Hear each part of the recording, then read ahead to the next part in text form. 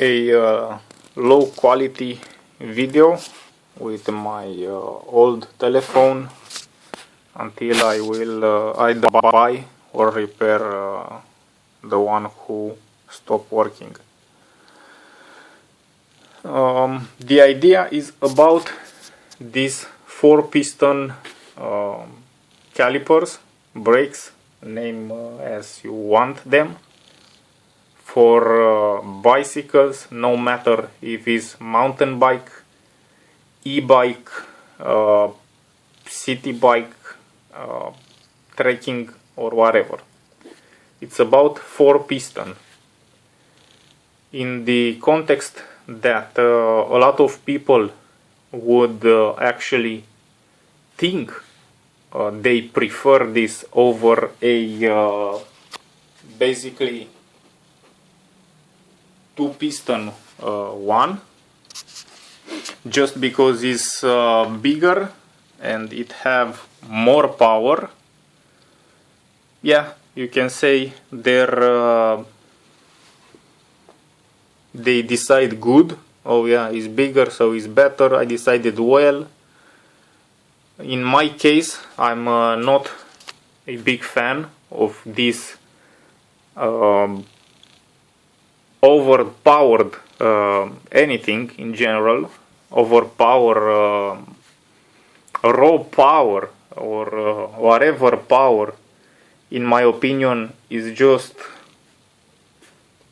a component. So it's just the word just means that in the entire context lacks a lot.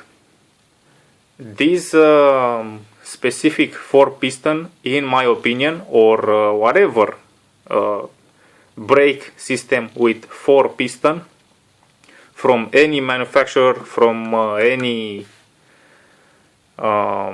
price point, doesn't matter. So 4-piston means more brake pad surface, which means let's say more stopping power with less force at your finger. So if you usually are getting tired on long descents and you can't keep braking, yeah, let's say a bigger rotor, a bigger caliper, of course with bigger rotor, to dissipate more heat and to have the improved brake at the same lever input, yeah, is good, you know. To have a bigger volume, a bigger object and a bigger surface, if we refer to the rotor, to dissipate heat, yeah, may be good for mountain bike, e-bikes, not for road bikes, because there even the disc brake system, as everyone already debated very well, pro, against, or purely objective. So as a matter of fact, if we talk about physics, not preferences, everything is already there. So in that case, even a standard caliper or a bigger double size caliper is a no. It's no-brainer. In my case, of course, for my riding style now, for this bike, for whatever you can say, in the beginning it was actually, let's say, mounting this new brake. Even the pads are barely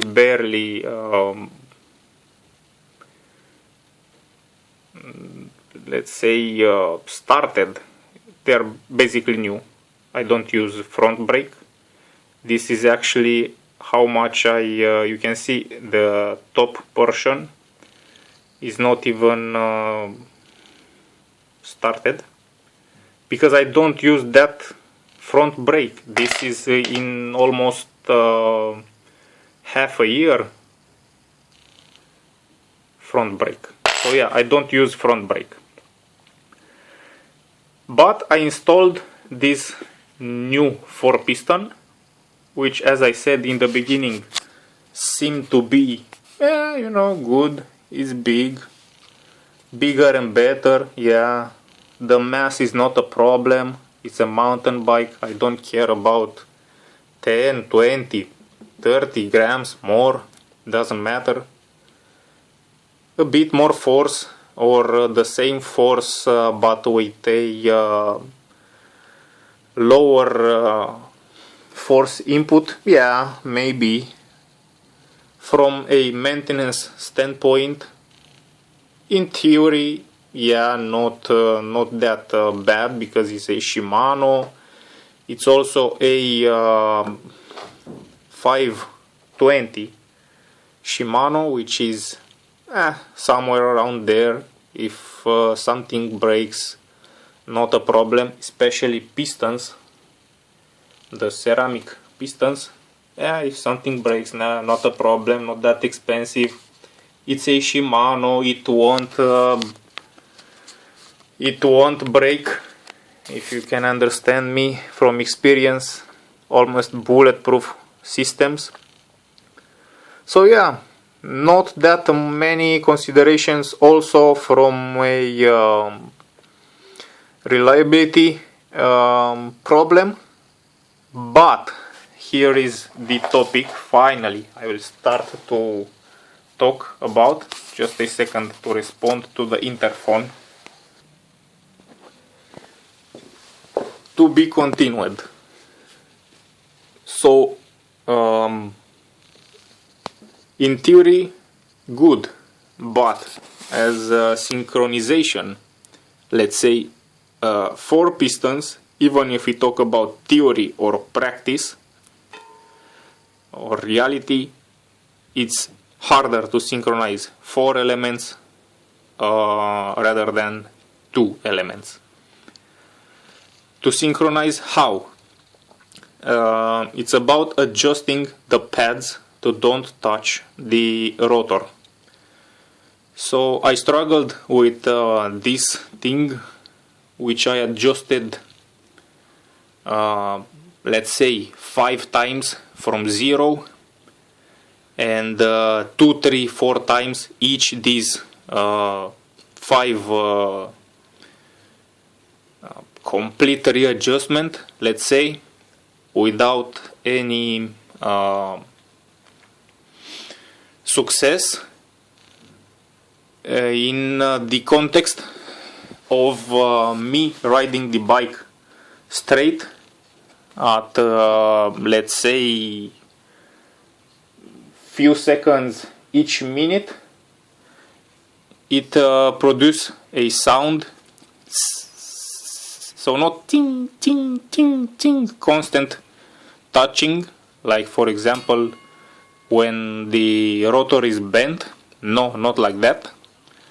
Something like that, which is very annoying, because it's not happening either when I'm lean one side or the other, but it happen unpredictable, short periods of time, and in my opinion very very annoying sound, either for me, either for who is on the street at that time and is hearing that.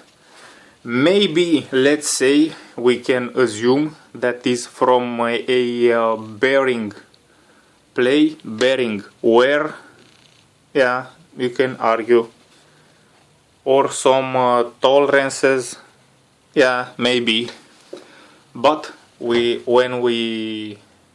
I adjusted the caliper with the bike being like you see here, standing or spinning the wheel, no sound.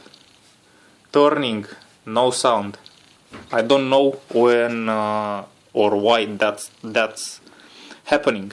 But coming back to the synchronization, which is not a reliability thing of 4 pistons with a brand new 4-piston caliper, yeah, maybe here is the problem. Why? Because for gravel bikes, road bikes, as we mentioned, that we can argue no need for disc brake, even with 2-piston calipers, with that tiny gap, with much thicker, much narrower and smaller pads, is almost impossible to adjust a brake system to never touch, to never lose not even 1 watt or 2 watts or 2 newtons, whatever, is undesirable for those who don't adjust and readjust and readjust. I adjusted, readjusted, but I didn't manage to find a solution just from adjustment, and it's not a problem of losing energy, but a problem of sound. So, being from this point of view of aligning between those 4 piston, we can suppose that, oh yeah, even the caliper, the new caliper, is in good condition or whatever. How you can make all those 4 pistons to basically travel the same exact distance? As you can see, when we talk about tens of millimeters or whatever, from the top